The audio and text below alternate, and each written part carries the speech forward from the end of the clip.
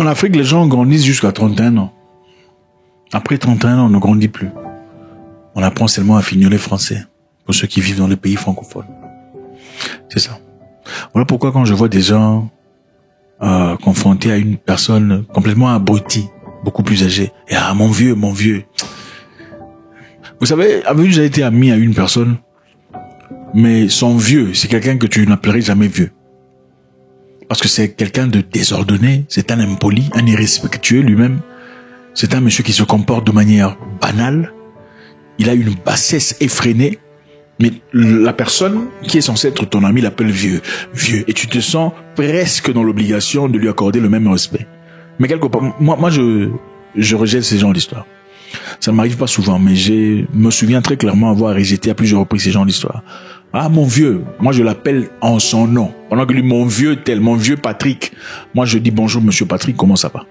Ah, comment ça va? Voilà. Ou bonjour Patrick. Ce n'est pas aussi mal que ça. Si quelqu'un ne se respecte pas, on lui accorde pas le respect dont il commande ou exige son âge. Le respect, c'est par rapport au comportement. Le respect, c'est la tenue personnelle. Ça n'a absolument rien à voir avec l'âge. Parce que même les aboutis vieillissent. Ibrahim Traoré, un homme très intéressant. Un jeune homme très intéressant. Mais qui fait une différence incroyable. Dans son discours récemment, a parlé de beaucoup de choses. Suivez. Bonjour à tous. J'avoue que c'est un réel plaisir donc d'être là ce matin pour avoir ces moments d'échange avec vous, partager la chaleur humaine donc de nos frères, sœurs, papa et maman donc de la région du plateau central. Mais je souhaiterais qu'on puisse rendre un hommage vibrant à ceux-là qui se battent au front, qui nous permettent nous de nous retrouver ici, d'échanger et de voir les perspectives pour notre patrie. Et je voudrais qu'on observe une minute de silence pour la mémoire de ceux qui ont laissé leur vie dans cette bataille.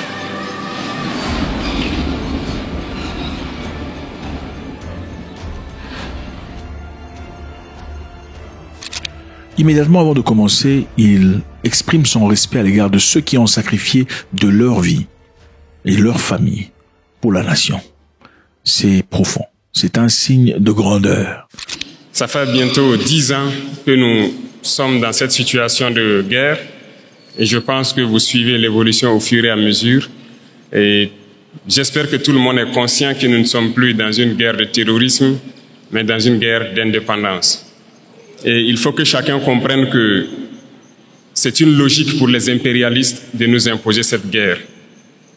Normalement, chaque leader, chaque dirigeant devrait se battre pour son pays. C'est une logique. Ils se battent pour leurs intérêts et nous devons nous battre aussi pour nos intérêts. Si nous arrivons à nous développer, à prospérer, ce qui veut dire que là-bas, ils ne pourront pas se développer. Ils vont devoir régresser. Si nous arrivons à transformer demain nos matières premières, ça veut dire que là-bas, des usines vont fermer.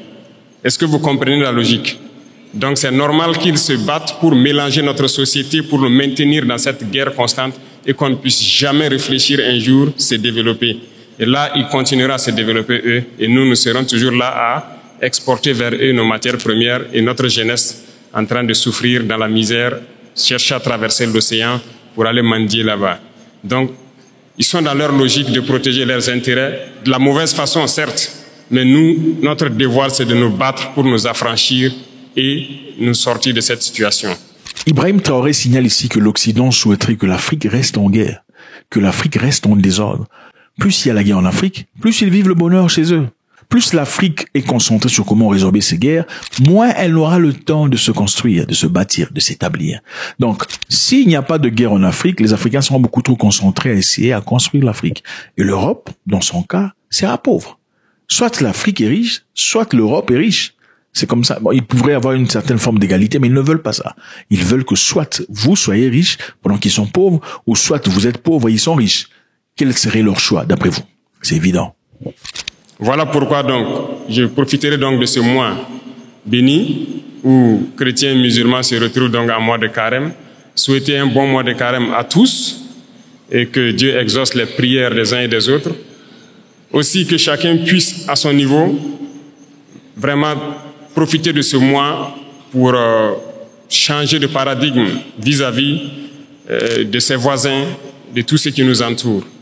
Et je souhaite que les leaders religieux, ici au Burkina Faso, profitent de ce mois aussi pour prêcher, voilà, je dirais la bonne parole, pour prêcher vis-à-vis de ceux-là, ces égarés qui tiennent les armes dans la brousse et qui tuent, parce que certains tuent et ils pensent qu'ils tuent au nom de la religion.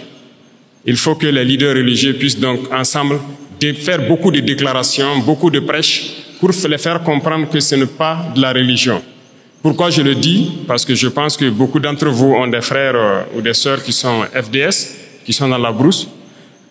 Il est quasiment impossible aujourd'hui de prendre une base terroriste et ne pas trouver des livres coraniques ou autre chose. Ça veut dire que, donc je pense que par la parole, vous pouvez les atteindre. Il faut faire beaucoup de déclarations, beaucoup de prêches pour les faire comprendre que ça, ce n'est pas de l'islam. C'est tout sauf de l'islam. On n'a jamais dit de tuer. Et nous irons plus loin même. Nous allons demander bientôt donc aux leaders de l'islam, donc du monde entier aussi, de nous joindre dans ce combat-là, avoir des déclarations claires, franches, pour inviter tous ceux qui sont là à tuer au nom de l'islam, que ce n'est pas de l'islam. Normalement, c'est une religion de paix, de solidarité, voilà, d'entraide. Il n'y a pas de raison que quelqu'un tue au nom de l'islam et qu'on ne puisse pas le dire qu'il est sur le mauvais chemin. Ibrahim Traoré a signalé qu'il serait important de s'adresser aux enseignants pour que ces enseignants disent à la population que tuer au nom de la religion n'a aucun sens. Ce n'est pas spirituel. Ok? On ne tue pas au nom de la religion. Ça n'a absolument rien à voir. L'islam n'est pas une religion des tueries. Voilà ce que M. Traoré a. Au lieu de condamner ces personnes qui sont certainement dans l'ignorance, il préfère évidemment les instruire. Vaut mieux instruire une personne ignorante que condamner et crucifier cette personne pour son ignorance. Plusieurs opérations sont en cours. Nous sommes en phase de consolidation et nous poursuivons nos manœuvres jusqu'à nos frontières. Dans quelques jours, vous serez bien sûr au courant de tout ce qui a pu être récupéré et nous allons nous implanter dans ces zones pour toujours. Nous n'allons pas reculer, nous allons récupérer la totalité de notre territoire. Et cela va se passer de façon progressive. Il y a peut-être des régions qui sont aujourd'hui, qui semblent ne pas voir certains actes, mais la guerre, c'est de manière évolutive. Nous allons blanchir totalement des zones et arriver au fur et à mesure. Et resserrer l'étau sur ces gens, c'est comme je le dis, ils n'ont que de choix, soit de comprendre le message, revenir à la patrie, ou bien ils vont disparaître. C'est à eux de choisir. Monsieur le Président insiste que le pays sera libéré de tous ces centimètres. Donc, quoi qu'il en soit, vaille que vaille, ils arriveront au bout et récupéreront chaque centimètre du pays des mains des terroristes. La guerre sera longue, mais la guerre sera réelle et effective. Et ce matin, je tenais à faire cette déclaration pour que vous compreniez que la bagarre qui va commencer, la poussière va se soulever comme on aime le dire. Mais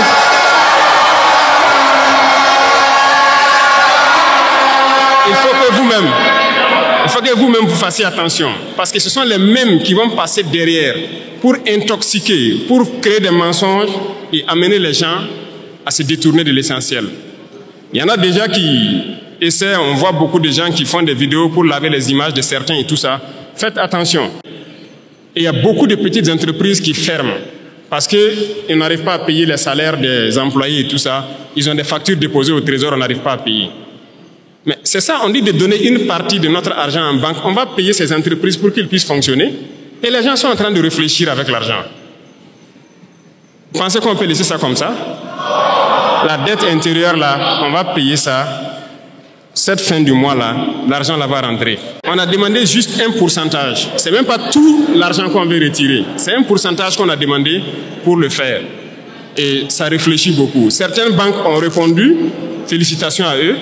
Mais la plupart des banques n'ont pas transféré l'argent jusqu'aujourd'hui. C'est un message que je tenais à les lancer. On a donné fin mars, c'est fin mars. Si fin mars, les 25% ne sont pas là, on va passer à autre chose. Vous êtes prévenus et que la manipulation ne doit pas continuer. Parce que ce sont généralement ceux qui sont victimes de ça, ce sont les couches les plus pauvres en fait, du pays. Il est employé dans une petite entreprise, il a peut-être son 50 000, son 100 000 par mois. Son patron a déposé des factures au trésor, il n'arrive pas à avoir l'argent. Lui, il va perdre son emploi, toute sa famille souffre, pendant que d'autres sont en train de faire des milliards d'intérêts par mois ou par an. Non, ça ne va pas marcher. Donc, Il faut se préparer, c'est un autre front qui s'ouvre, il y aura toutes les manipulations possibles, mais restez serein, il faut qu'on avance.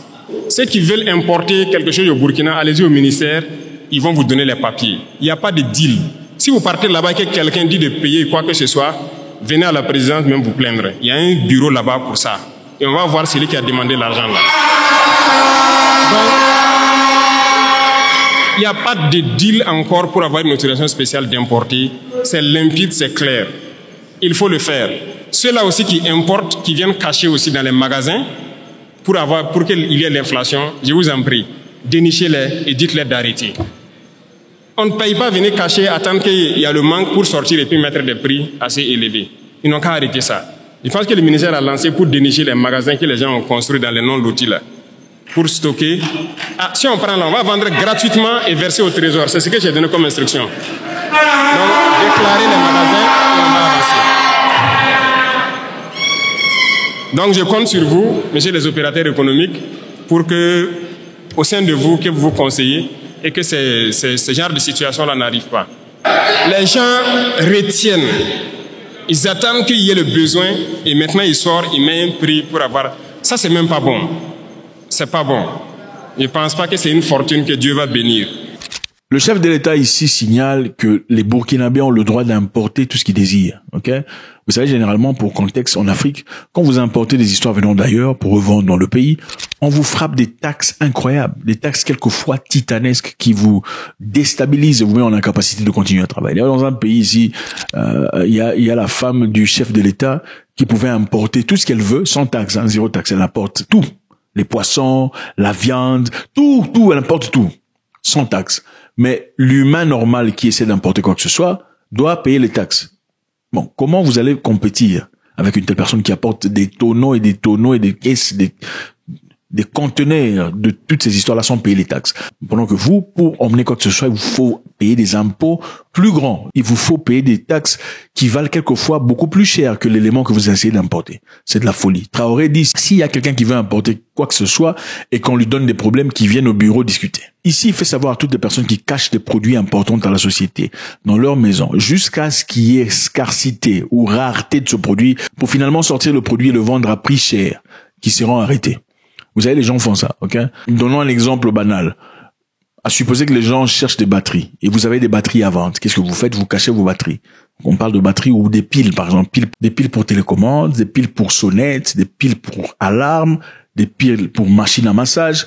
Imaginez qu'un commerçant ait ces piles dans ses stocks, mais les cache. Dans quel objectif? On attend que les piles soient finies dans le marché.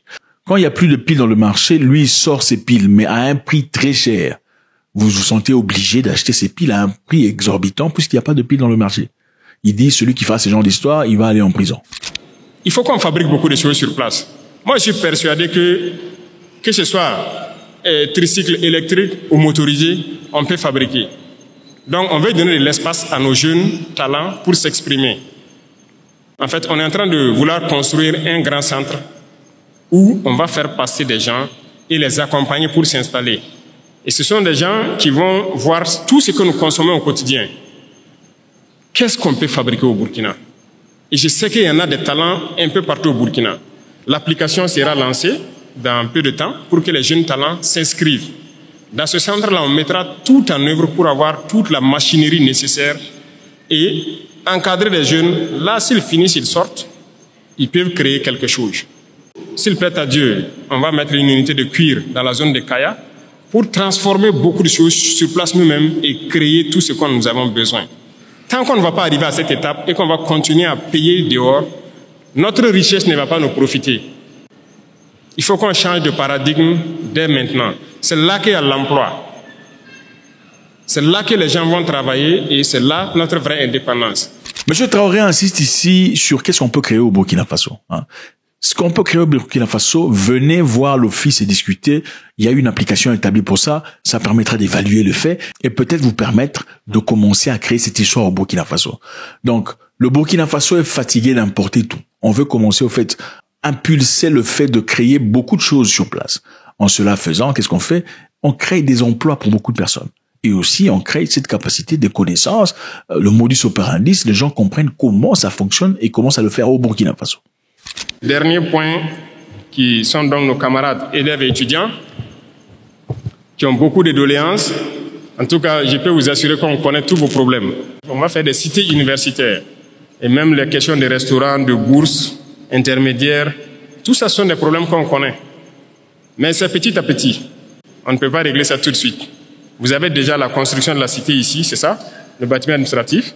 On espère que l'année prochaine ou plus tard, on va lancer les cités universitaires, agrandir les capacités des restaurants universitaires, augmenter le nombre de plats et pour finir la question des bourses. Parce que nous travaillons à maîtriser actuellement les dépenses militaires pour pouvoir injecter dans notre éducation. Parce que l'éducation, c'est la clé. Donc, on ne vous a pas oublié tous ces problèmes cités. Je parlais donc même des laboratoires au ministre. Je dis de trouver un standard, un certain nombre d'équipements minimum, et on va construire des laboratoires dignes de ce nom dans nos universités. Parce que des gens vont venir faire une filière scientifique, aller sortir, même microscope, il n'a pas pu regarder une cellule végétale au microscope. C'est pas possible. Oui, nous tous on a fait les séries scientifiques. Pour avoir accès au petit laboratoire, vous rentrez s'il n'y a que 7 ou 8 microscopes. Peut-être même tout ne fonctionne pas. Tout le monde ne peut pas avoir accès. C'est la réalité, c'est toujours ça. Donc, il est là-dessus. On veut créer des laboratoires types dans beaucoup de nos universités. Vous ne pouvez pas venir et ne pas pouvoir avoir accès à un certain minimum d'équipements scientifiques de laboratoire pour faire vos tests et vous familiariser.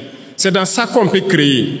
Si on n'a pas développé ce volet laboratoire, on a des théoriciens qu'on crée. Et j'étais surpris même d'apprendre que même au niveau de nos chercheurs, il n'y a pas de microscope électronique à balayage au Burkina. Depuis que le Burkina existe, il n'y a pas ça. Et j'ai demandé au ministre, j'ai dit, mais comment vous faites donc la recherche? On est obligé d'aller à l'extérieur, louer des laboratoires, payer de l'argent pour faire. Pendant que le microscope électronique à balayage, je ne pense pas que ça coûte le milliard. Et comment on ne peut pas le faire? Actuellement, on est en train de payer ça pour installer au Burkina, pour qu'on puisse faire tout sur place ici. Donc, j'espère que d'ici là, tout ça sera opérationnel et que ça puisse profiter donc, aux étudiants même, aux chercheurs, aux scientifiques, pour pouvoir avancer dans leurs recherches. C'est ça l'informatique et tout ce qui s'ensuit. Donc, on va voir tout ce qui est possible. Le ministère même avait déjà lancé pour acquérir un certain nombre d'ordinateurs pour que les étudiants puissent avoir les salles de façon bien équipée. Et c'est fait avec le Burkinabé, c'est ça? Il y a une unité burkinabé qui fabrique des ordinateurs. Donc, on a fait une convention la dernière fois pour pouvoir payer beaucoup d'équipements avec lui et équiper nos centres universitaires. Et vous aurez donc accès normalement à ces salles-là pour que vous puissiez faire vos recherches. Et l'Internet, je pense que ça, c'est en train de s'améliorer dans beaucoup d'universités. L'Internet est là maintenant pour les recherches. On peut aller vite et très bien dans la guerre et dans le développement.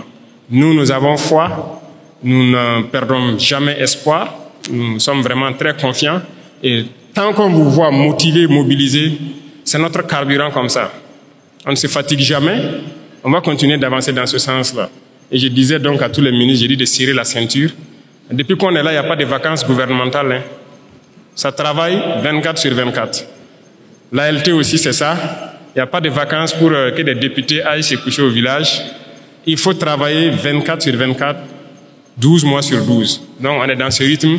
Tant que les soldats au front n'ont pas de repos, il n'y a pas de raison que derrière on ait du repos. Et j'invite donc toute l'administration à se mettre au pas ainsi pour accompagner donc les forces vives dans tout ce qu'ils font. Et donc je pense que petit à petit il y a de la progression. On voit beaucoup de changements de comportement. Il faut qu'on arrive à totalement changer la donne. Monsieur Ibrahim Traoré parle de la création des laboratoires dans des universités au Burkina Faso. Évidemment, c'est un problème qu'on voit dans beaucoup de pays africains où les gens sont obligés d'aller quelque part ailleurs pour aller se ressourcer. Et aussi, les scientifiques, pour faire leurs recherches, ont besoin d'aller dans des pays à côté pour aller faire leurs recherches. Et ça leur coûte beaucoup d'argent. Ils peuvent le faire sur place. Ses intentions sont claires. Il veut progresser et avancer. Et encore une fois, je disais, la sagesse n'a absolument rien à voir avec l'âge. Okay? La sagesse est un don de Dieu, bien qu'on peut le développer. Okay? On peut enrichir sa sagesse. Mais les gens à 31 ans, généralement, sont limités. Ils ne peuvent plus évoluer sur le plan mental. La plupart des gens, aujourd'hui, à 47 ans, ont le même âge qu'ils avaient à 31 ans. En tout cas, le même âge mental. Monsieur Traoré est l'une de ces personnes spéciales que Dieu donne au monde. l'une de ces personnes spéciales que Dieu donne à une nation dans l'objectif d'aboutir. Comment ça se fait que votre président n'arrive pas à faire ce genre d'histoire avec son âge? Comment ça se fait que votre président, pour beaucoup de personnes qui pensent que dans la vie, pour guider, être intelligent et sage, il faut avoir 67 ans. Comment ça se fait qu'ils sont incapables de faire des choses les plus élémentaires que M. Traoré fait chaque jour? À chaque sortie, il y a quelque chose de nouveau pour le Burkina. À chaque sortie, il y a des écoles. À chaque sortie, il y a des machines de création de tomates ou peu importe. À chaque sortie, il y a des buildings, des hôpitaux. Comment il le fait? Point d'interrogation. God bless.